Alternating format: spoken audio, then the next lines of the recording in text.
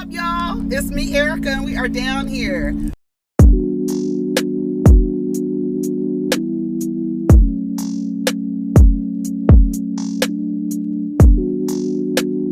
Peace, y'all. Take care of each other. Protect your energy. Hey, y'all. What's up, everybody? It's me, Erica, and we are down here, honey. Happy Monday. We're not going to be down here for a long time, honey. They had dropped cones already. So, how's everyone doing? Did you guys watch? We're down here to talk about Pussy Valley, okay? We're watching P Valley. Oh my God, I am so annoyed. Let me see if I could park right here under, because they be parking across. Like, I don't like when they park the city trucks across the parking spaces. Like, girl, why are y'all doing that? It's kind of rude. You know what I'm saying? It's a little rude. I don't want to run over the city worker with his cankles, honey. I want to be under the tree. You see what I just did? I just did all that turn because you can see him right there, right? So I couldn't come in this way. So that's why we did it the other way, honey. I had to go around and back around. So Pussy Valley was so good last night or yesterday. I watched it yesterday. It was so good. Oh my God. When I tell you they are really dealing with all of everything, like every trigger warning, that you could possibly think, they are dealing with it, but in a very personal way. Like, girl.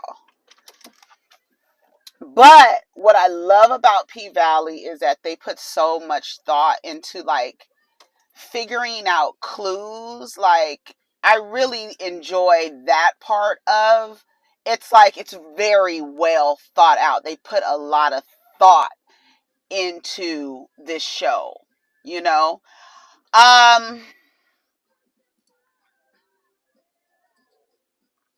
Coach, I was laughing at Coach.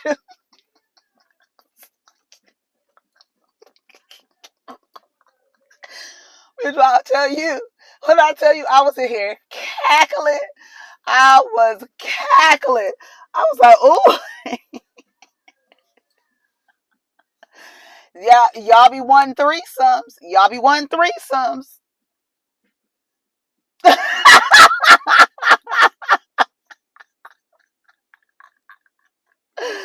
Girl, I was dying. Anyway, but I love all of the symbolism in Pussy Valley. I love it. I know it's called P Valley, but pussy is a fucking one of the best words. I'm sorry.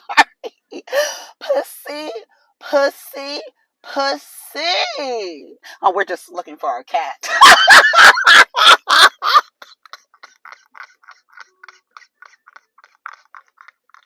Anyway, so let's talk about Pussy Valley. So Diamond is in the room doing it with his wife, or I'm sorry, she's not his. Is she his wife? You know how black men love to do it, honey. Let me see. Is Diamond and Miracle Watts pregnant? What's the name? What I said his stage name and her real name. Tyler Lipley. Tyler Lipley and Miracle Watts. It does not say that he's married. He doesn't have a really large Wikipedia.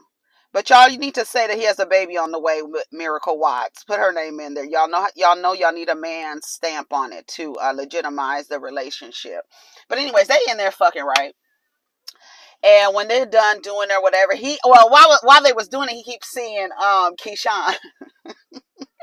Her little face looking up at him. I was like, oh hell no.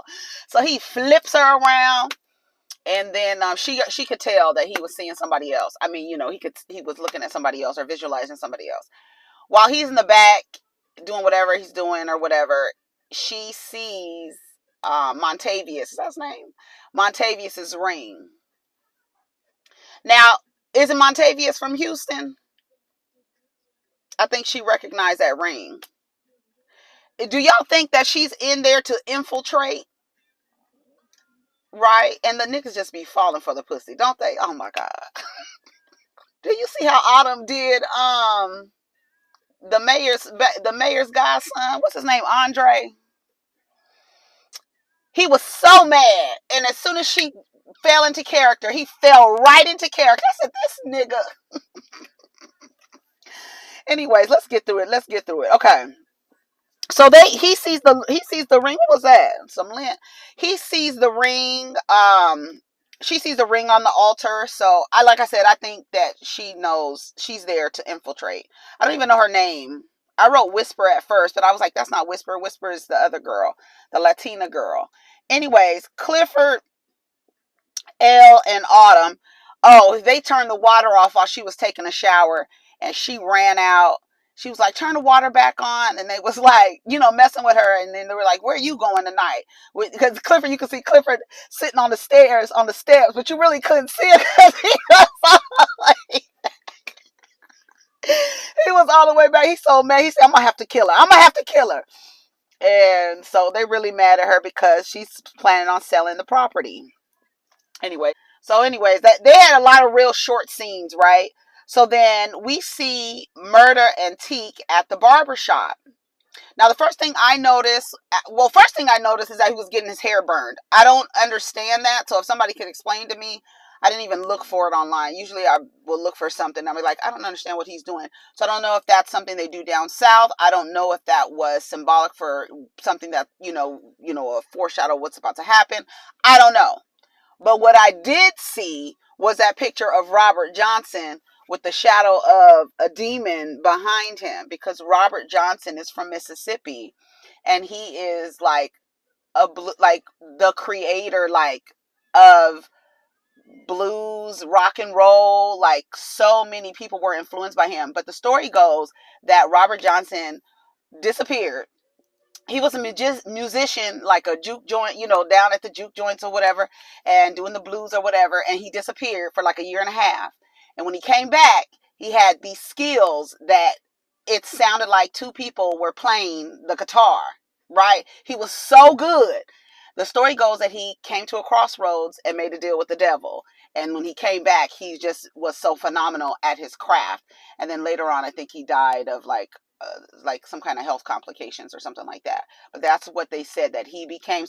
And when you listen to people in rock and roll, really refer to Robert Johnson, right, as like the creator and this and that. And then when you listen to him, which is crazy because it sounds like two people, like his skills are crazy that it sounds like two people are playing the guitar, but it goes into the story that he has some help.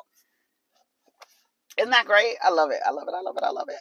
I love it. I love every minute. So also the King of Hearts, you could see. Well, that comes later. We'll get to that. Okay, that comes later because I have it down here. I just have it a little ways down. Murder is sitting in one of the barber chairs, and he's talking about the blogs. The blogs didn't say anything about how Rome died. They were like, well, did he have the C-19? What was it? They were like, no, the blogs didn't say. So that comes up later, right? So we see Keyshawn is on the phone with Murder, and she tells him what Rome tried to do. And he was like, well, I'm glad he's gone then. I'm glad he's gone. Because he was like, man, that's crazy. The blogs ain't said nothing about him. And then he was like, so I don't know if like Murder's putting it together. I don't think it really clicked until she said that Rome knew about you. And he was like, what you talking about? Know about what? What you talking about? She's like, girl, your tea is out. Okay. He knows. Okay. So he looking all off into space like, God damn, okay. Well, I'm really glad the nigga dead now, right? Derek comes home. She gets off the phone real fast. He was like, who was that? And then she was like, it's a murder. I'm talking to him about Rome's funeral. He was like, oh, okay. So he said he's getting ready to go over somebody's house to finish building something, honey. Go build something. Yeah, get your ass out of here. Ugh. So as soon as he leaves, he asked her, does she want to come? As soon as she leaves, baby, when I tell you I was so pissed off, as soon as he leaves, she goes into that, into this space in the wall that's covered by a, like a what do you call them? Grates? I don't know what you call them. What do you call them? A grate? I don't know what you call them things. Anyway, so she goes into the wall and gets the little gun. It's so funny because everybody was asking about that gun last week. Like, where's that gun she had? So she gets the gun, she gets the bags, she's leaving. I was like, yes, Keyshawn, let's go. Let's go. She gets in the car, she gets the babies. Listen, when she was in the house, why was I at the TV talking about telling the little babies? Be quiet. Be quiet. That's how I was doing at the TV to the babies, because I wanted her to get the fuck up out of there. She gets in that car. She was like, we're getting ready to go on a road trip, or we're getting ready to take a ride or something. They get in the car. She turns the car on and doesn't turn over. She like sits there. She's like, what the fuck? Like, what? She goes to the back. The battery is gone. This motherfucker then took the battery out of the car. You trapped. I was like, oh my God. Oh my God. Like, what is happening? Like, I was so deflated. I was like, yeah, she's about to get up out of there. Girl, it was a mess. It was a mess. It was a mess. So then we see Murder and Teak. Teak has his King of Hearts. King of Hearts has a lot of symbolism. So much symbolism in just the card itself, and in folklore, and then if you understand, if you look at the King of Hearts, if you look at the card, it'll explain to you. Hold on, did I save something? Oh, here it goes. I did save something on the King of Hearts. Okay, King of Hearts is meaning why it's so powerful and how to use it. So this is telling you how to use the King of Hearts. So the King of Hearts is one of the most important cards in the deck. It has appeared throughout history. Okay, it says the King of Hearts can offer you its advantages. It's a powerful card. Hold on, let me go down. King of Hearts in the general sense is a representation of a sovereign ruler. In more specific sense, it can represent either an actual man or a deity. He serves as a monarch of his own unique kingdom, rules over it with strength and wisdom. Kings have always been considered to be strong rulers who command respect from their people, are greatly admired for their leadership skills, and are looked to as role models for the people they rule. The King of Hearts meaning is no different, which is why it stood out among playing cards since its inception. Let's see. The masculine aspect of the King of Hearts meaning comes from how it represents a man who has great strength, wisdom, courage, and compassion, commands his kingdom with diligence because he cares about its people. The feminine aspect of the card is how it represents divine guidance and unconditional love. Let me tell you something. P-Valley is so good. Do you hear me? P-Valley is so good.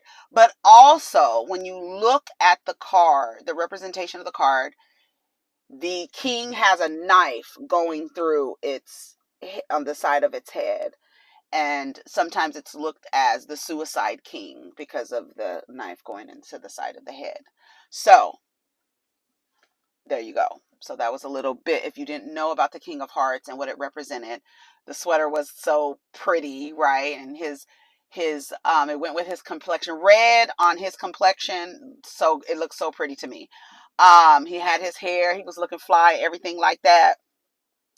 And that was so good. That was so good. So Mercedes goes over to Shale's house with some groceries for Terica and them. She goes into the refrigerator. There's molded oranges in there, child. Wine bottles in the trash, filled up to the top. She's up there just drinking alcohol. She looks a mess. She looks a mess. They are really doing that actress. They have her looking a hot mess. They got her looking gray. Like she looked like she talking about, I don't have a problem. No, you look like you have a problem, lady. You think I could get you some help? She don't want no help. The other day you called Terica a mistake. No, I didn't. I would never do that. She was like, yes, you did.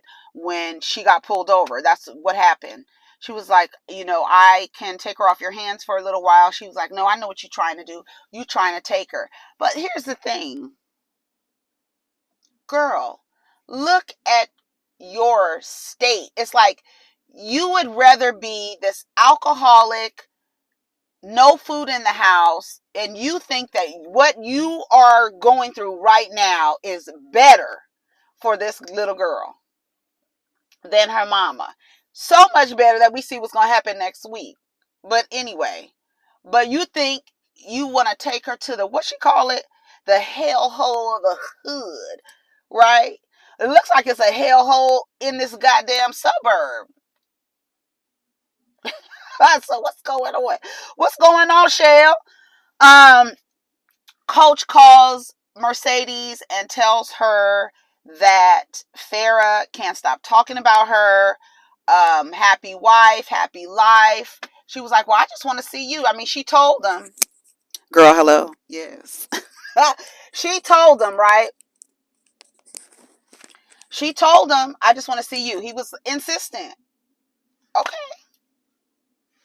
Whatever you want, coach. You calling the shots. Baby, I tell you, he was so mad. That was so funny to me. I'm sorry. He was like, what? He was looking like, oh, no, hell no. I know what it looked like when I see it. I know what it looked like when I see it. Anyway. So, Murder and Teak, they on a date. That was so funny. He was like, so is this a date? They were sitting there eating wings.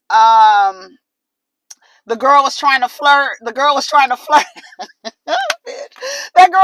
flirt with Teak. Because Teak was looking fly, honey. He had his King of Hearts sweater on. His hair was fly, burnt up, or whatever the hell you want to call it, child. I don't know what it's called. He was fly, honey. He was preparing. I was so sad. That was so sad. Anyway, so this girl trying to talk to Teak, and Teak is looking at her like, kind of smiling, taking the compliments or whatever. And then Little Murder's looking at her like, bitch. He looking at her like, can we have 2 waters and get one for yourself? I think when she walked out, he's like, oh, thirsty bitch. Anyway, so they're reminiscing about their intimate moments they've had. They touching hands across the table. Moved on. Oh yeah, he told him you moved on, and then he asked him to describe Clifford, and he was like, so what is he like? And he was like, she, and he was like, she, like, nigga, wait, cause you gay.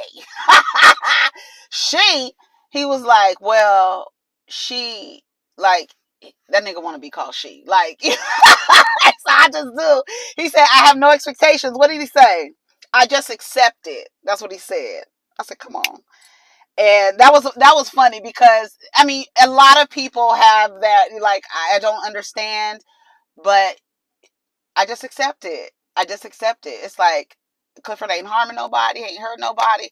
But the way he was describing Clifford baby, you could see he was like, but I fucked up or whatever. He's like an eclipse. What is she like? I mean, what is the nigga like? That's what he said. That was so funny to me. And then he was like, but I fucked it up or whatever. And then I said what he said. He said, I forgive you. It's forgiven. And he did like that to his nose. It was so cute. So he forgave him. So I was like, okay. It was a lot of stuff going on that you could kind of tell what was happening if you didn't know. I mean, and what's really good about the show is the symbolism and everything that it's giving you to let you know what's happening, right? It's really, really good. Baby, that show is really, really good. Anyways, so Keyshawn tries to leave, right? We talked about that already. This motherfucker then took the battery out. I put shush the baby because I was shushing the baby. Anybody else was shushing the baby? Was I the only one shushing the baby? I was like, shh, baby, because I was on pins and needles. I was like, girl, she get the fuck up out of here. Let's go. Come on, be quiet. Hurry up, Keyshawn, hurry up. She turned around looking at the house. Girl, she put the phone down. What did she put the phone down on the, oh, so he can't find her, so he can't track her. That's it. Baby, you ain't gonna be able to go. He don't need to track you. This motherfucker took the battery out. And then when he got back, She was just sitting, like she had been sitting in the same place. It looked like she had been sitting. She was like, well, we didn't really do nothing, sitting in the dark. Poor girl. Poor girl. How many times has she tried to leave? How many times has it been? How many times? Because you know it's 7 times. That's how many times it takes for a person, a woman, to leave an abusive relationship. So we'll see. At the gas station, Murda's teaching Teak how to use the the kiosk or whatever. And he's telling them how to use it, and then he hears his song on the radio, baby. He hears his song on the radio. They tell all the people in the damn gas station to turn it up. Really, that was the moment that I was really getting nervous. I got nervous. I was like, okay, because I knew just by all the foreshadowing, everything, Robert Johnson, King of Hearts, I was like, okay, something's happening. I already know what's happening. I already know what's gonna happen. I already know. So I just didn't know when. Okay. So I was like at the gas station, I was getting anxious, but then it was a good scene, and Teak was so happy. He was so happy for him. He was like, I told you. They were so happy. They were down on the top of the cars and stuff like that. And then the girl was like, well, since you famous. And they took a picture with the girl, right? And that was the first shot, honey. Now, I need to go back and look at that picture with the girl. I don't know if anything, like, I didn't look for any symbolism in that picture with the girl, but it was like your first picture of somebody saying, like, you a celebrity or you famous, I'm gonna take a picture. I don't know. So anyways, at the beginning, Uncle Clifford sees that Whisper and Roulette are dancing at another club, and Elle was like, well, they need to make money or whatever. So they're at that club. They're dancing. They're on the poles or whatever. This guy comes up to Roulette and asks her, is your girl basically a hoe like you? And she was like, well, I don't know if she's really into that or whatever. And he was like, find out. I'll give her 2 stacks if she just let me eat her pocketbook, okay? If she just let me face the nation, honey, and step up to the podium and speak to civilization, bitch. He said he paid her $2,000, okay? So she said she don't know. He was like, well, find out. So, girl, I don't know. She was over there dancing. Maybe she's with it. Maybe she was like, I don't know what's going to happen. Because she was just looking at her afterwards like, girl, you don't know what you be getting yourself into. I don't know. It was just, maybe we're going to see what's going to happen in future episodes. So, what happened after that? Okay, so at Coach's house, right? So they at Coach's house. Farrah's there, whatever. She tells her, don't you say nothing ever happened between us, Mercedes and Farrah. She tells her that. Don't say nothing. And she says, okay, don't say nothing, right? So they get to this session, right? They doing their thing or whatever. And then Farrah puts her hand between Mercedes' legs, and she's going to town, right? Bitch, I'm telling you, she's going to town. I don't know whose number she's calling, what number she's dialing. But baby, she was going to town, okay? And then Coach, he like backed up and he was like looking.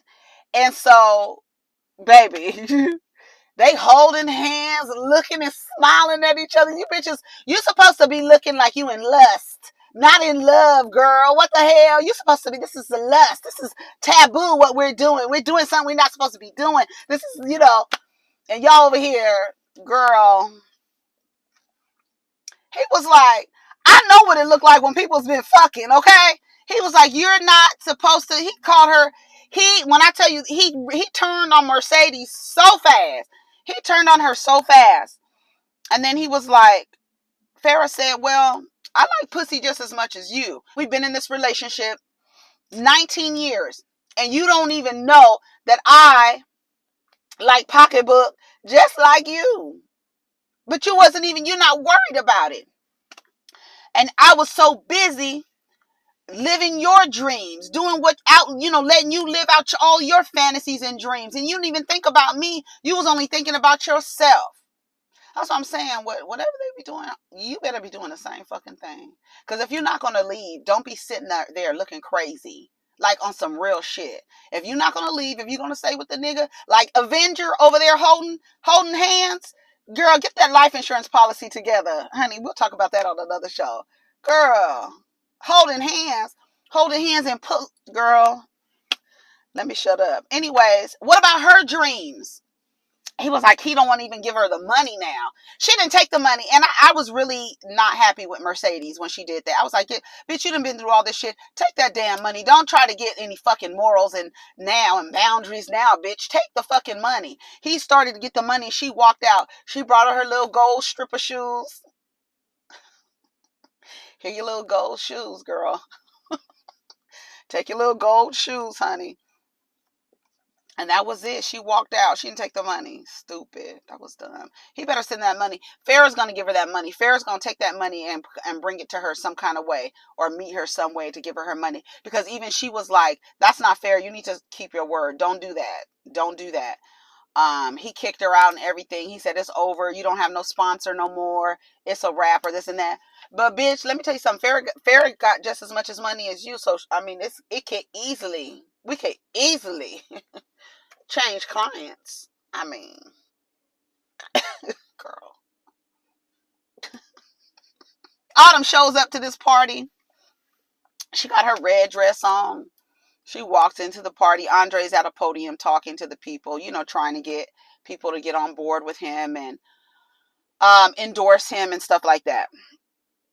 So he talks about redistributing money, right? And the people in the, it's all white people, mostly white people. Redistributing wealth. If we get the casino and all this other stuff, he wants to bring money that it can benefit the whole town. It can benefit everybody. And I mean, it can. I mean, and that's, what's crazy. I don't even want to get into casinos, building casinos and stuff like that, and how it's supposed to be good, but it doesn't work like that. But anyways, when he says he wants to redistribute the money to all the people, everybody it was like some people clapping. Other people were like, This one man was in the front talking about, oh, greedy heifer. So when she talks, she raises her voice and says, what about, is it possible? What's she saying? Is it possible to spread prosperity among all people? And Corbin turned around. He said, this motherfucking bitch. He was so pissed. They so mad at her.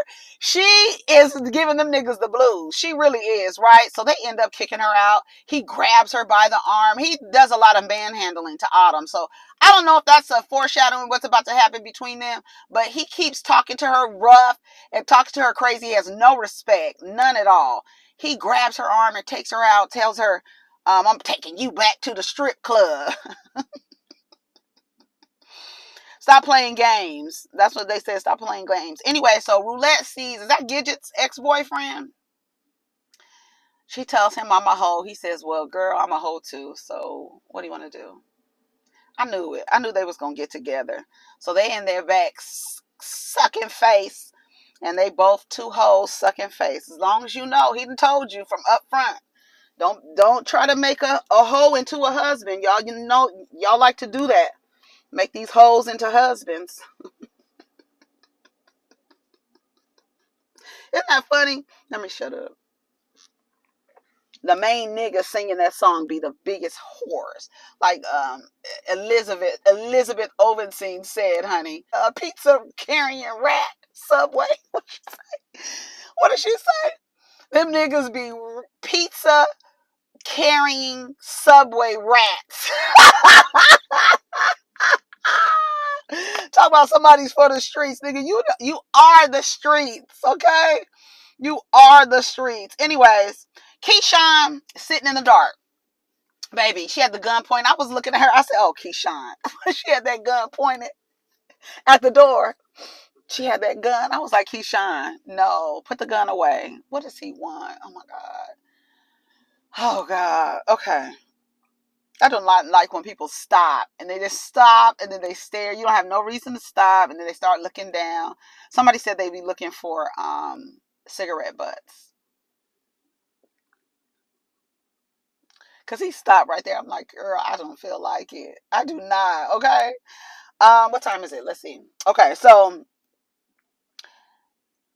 he says the kids are so happy you're home. Girl, I'm tired. I want Derek gone. Okay, I don't know who needs to visit Derek, if it needs to be Diamond, if it needs to be Wody, if it needs to be the devil herself. Okay, what's name need to go? He needs to go before this season is over. He needs to go. Somebody needs to go. I have a feeling it's going to be Keyshawn. I just don't want it to be Keyshawn. Okay. Anyway, so we see Murda and Teak. They pull up to this house. Teak walks up to the house. He walks into the house. He's looking, and then all of a sudden, the house is real dark. It's really, really, really, really, really, really dark in the house. You hear like children, and you could tell he is walking through the house as if he is revisiting his childhood, right? You could tell. And he walks in and he hears like screaming, and then he walks past this room and he sees this figure. Now I couldn't figure out the figure in the, I was like looking at the image, and I don't know if it was a woman, it was a man, but it was just like this dark figure, like a shadow almost in on the edge of the bed. Then he walks towards this closet, and in the car, Murder notices that Teak didn't take his weapon with him. So he gets it out of the car, and he, gets ready to go inside of the house. So as he's walking, Teak is in the inside of the house, and he walks up to this closet door, and he opens the door, and it's a little boy with blood on him. So sad. And he then gets startled out of his trance, right? And Teak Murder's there, and he says, "Dude, you can't, don't ever come in a house like this without your your friend." And he was like, "Okay," like he's like out of it. And he was like, "Okay," and he says, "It's a lot of stuff that's gone on in here." And he was like, "No, you're gonna say goodbye to that house. That was his childhood home. I guess it's turned into, I don't know if the images he was seeing in there, I know the little boy was an illusion, but the shadow in the corner, I was like, girl, what I kept trying to see. I was looking, I was like, it was so dark in there, so dark. And he sees a little boy, and yeah, he snaps him out of it. And then when they get outside the house, he tells him, "You're not coming back here. You're going to say goodbye tonight." And that was it. Andre and Corbin are at a cigar lounge or something like that. Something's going on. Oh, that's the party, girl. I'm tripping. They were in the back in the cigar room. When Andre was talking, their little networking event they were at, right? Trying to get endorsements for Andre, right? So they're in the back, and here comes this white woman, right? She coming through loud, talking and shit. So I forgot her name. What's her name? Damn, I forgot her name. She walks up. Autumn's still outside. Corbin has sent her back to the strip club. So she's waiting outside, and this woman walks up. And she says, "Sorry to hear about your husband." She was like, "I'm not." Guess the lady's husband had died. So they sitting in the back of the cigar room. She was like, "Great, here we got to go be in the back with a bunch of men or whatever." So she goes in the back. Autumn, tags along with the lady, right? So she comes in the room. Corbin and Andre looking like, what the fuck? They so mad at her. They so mad at her. So the lady says, "You're going to be my little cigar girl, or my little cigarette girl." What she say? "You're going to be my little something girl tonight. Sit right next to me, right? Basically my help, right?" So she sits there talking or whatever, and they start talking about what's going on with the casino and this and that. Andre wants an endorsement. She was like, "Well, I want my motherfucking casino. That's all I want. That's all I want." And so she says something about the pink, right? And about them only trying to give her $40,000. And she was like, "I want 10 million. And then she calls herself Lakeisha Savage, right? So she was like, "Oh, so you're not a little help, you're not my little helpmate. So you own the property, right?" She was like, "Yeah, but I want 10 million for it." She was like, "Okay, well, let's see what we can do." He was like, "Well, what about endorsing me for mayor?" She said, "I don't give a damn who's the mayor, as long as I get my motherfucking casino." I said, "Come on, bitch. Them be the bitches you got to watch out for. The men are crazy, but it be the women behind them that be crazy." Let me stop yelling. Okay, anyways. So, the promised land. Okay. So, Clifford and Grandma are talking about how to kill Autumn, right? And it turns out that Grandma got C19. I hope they don't kill her off either. Child, I feel like it's a lot of death happening this season. Okay, well, anyways, let's keep talking. Corbin, baby, because when she answered that door, I thought it was death knocking on the door. I did.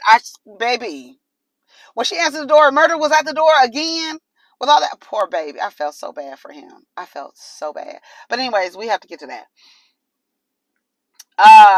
Corbin and so Corbin is listening to a message from Andre is listening to a message from Corbin. He's talking shit about Autumn. Autumn is in the back sitting in damn what's his name's house, sitting in a chair, talking shit, talking about something he said. He was listening to a message. He got startled.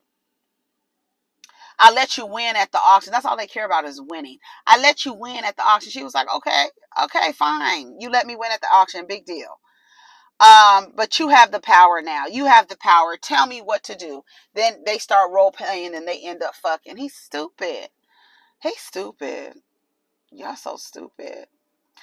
"Is it bad that I never made love? No, I never did. Hey, but I sure know how to. I'll be your bad girl. I'll prove it to you." Yes, that used to be my shit, baby. I said that used to be my shit. That used to be my shit. What? Cause I've had some issues. Yes, I won't commit. Yes, yes. That used to be my song, baby. I was like, yeah. Used to be my song. Anyway, so Murder and Teak are sitting on the hood of the car. They're looking over the water and they're talking, and it was really a cute moment sitting on the hood. They was singing fresh, so fresh and so clean, clean. Yes. And then Little Murder was like, "Okay, let me slow it down," right? And then Teak started rapping some song or rapping, but it was kind of like he was singing. And I was like, "Oh, that was so cute." I was like, "What was that?" And even Murder was like, "Well, what was that?" He was like, "That's some of the lyrics that you sent me when I was, in solitary confinement or whatever." He was like, "Really?" He was like, "Yeah." And he was like, "I was never the same. You were never the same after that." And he was like, "I haven't been the same since I was 7. 7 years old." He describes what sounds like his mother trying to harm all of her children, trying to kill them. That's what it sounded like to me. Y'all let me know what he was saying, what it sounded like to you. But that's what it sounded like, that his mom, I don't know if she flipped out or what, but she sounded like she tried to kill her children or killed some of her children and didn't get him or whatever. He was like, you could hear all of the screaming. He was talking about, his experience. Her daughter, her 5-year-old, and her 7-month-old or 8-month-old. And then he said, he was 7, and I was in the back of the house, and you can hear screaming, and then all of a sudden it went silent. And he said, these 3 tears. And I noticed the 3 tears. And I was like, damn, he killed 3 people, because that's what the tears are supposed to mean, that you have killed someone. But no, he said those were for his siblings. So let me know if I misunderstood, because that's what I was hearing. Because I was listening to him, and some of the things he was saying, I couldn't really understand him. So I didn't hear him. And I was like, what is he saying? And I didn't hear him. So you let me know if I missed anything in that scene. He was like, when he said, "You can have tomorrow, I'll have tonight," that's when I was like, okay, this is it. So they're sitting in the car, and he was like, "I'm gonna drop you off," something like that. And he was like, "No." He was like, "No, I'm gonna go with you," and this and that. He was like, "No, I'm gonna drop you off." And then he was like, he pulled that gun out. And he was like, no. He was like, what are you doing? And he was like talking to him, like trying to talk to him. He had the gun pointed to his head. And he was like yelling at him. It was such a good scene. Such a good scene. Such a good scene. And he said he was so tired. And he said he was tired. He said he was tired. He was like trying to, tell me, we got money to get, we got houses to buy, we got babies to have, like just trying to tell him all these things. And he was like, no, I'm tired. And he was like trying to tell him to get out the car. Murder didn't get out of the car. And then they pan out from the car and you see a flash in the car. And then you see Murder, like, come out, get out of the car, and he has, blood all over him. And then and then you hear a knock on Clifford's door, and Grandma answers the door, and Murder comes around the corner. I was like, oh God. And he was like, I'm not okay. He said, I'm not okay. I'm not okay. And let me tell you something. This is for black men. Black men, black gay men, black straight men, black gay men. The things that y'all deal with and y'all don't talk about, you guys, unfortunately, have created an environment and a culture where you boys suppress so much. And they take on so much, hold so much in.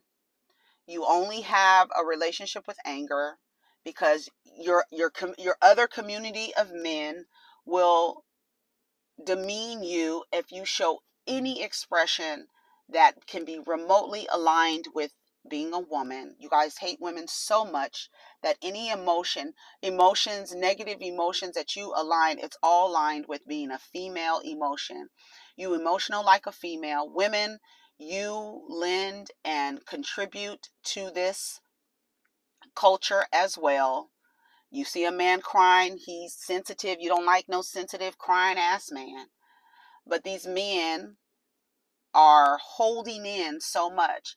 And black gay men who are DL holding in so much because of the world and their community around them. And then larger out of that, not just with well, definitely within black community, but outside of that.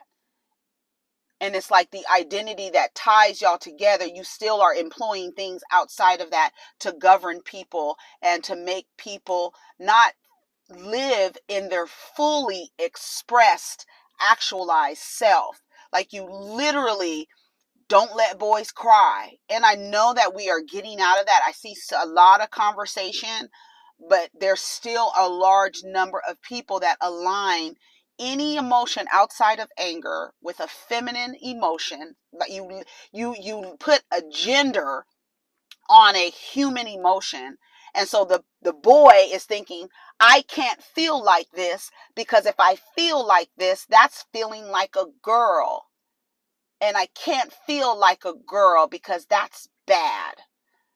I can't be feeling like a girl is bad. But it's like that, even that programming, there's no girl feelings and boy feelings. And then you have the layer of being gay on that and hiding that. And then your expressions are anger and violence, and you're ending up in jail. And it's just like all of these things. And then you're dealing with childhood trauma that you won't go get help for because nothing's wrong with you. It's everybody else outside of yourself. This show is so good. It is so good. And when I say it's dealing with every dirty laundry, every article of dirty laundry, everything you swept under the rug, they're dealing with the DL idea. They're dealing with every single trigger that you can think of: childhood trauma, sexual assault, pimping, all of this stuff, domestic violence, suicide. I mean, Everything. Everything. It's so good. Shout out to the writers, the actors. Somebody got in my comments was like, the acting is not good. I was like, what? Are you crazy? These people are telling a story and you're not getting the story? Are you not getting the story? And what are you not getting about the story? Are you applying filters because you're afraid to confront some shit? But what I will tell you, what you avoid, you nurture, and what you confront, you conquer. Anyways, y'all, take care of each other, protect your energy. Let's get down in the comments. Tell me what you think of the episode. Let me know if I missed anything. Let me know the symbolisms that you were all able to capture out of that. It's such a great show. I love it. I hope they get awarded in some kind of way, rewarded in some kind of way. All right, take care of each other. Peace.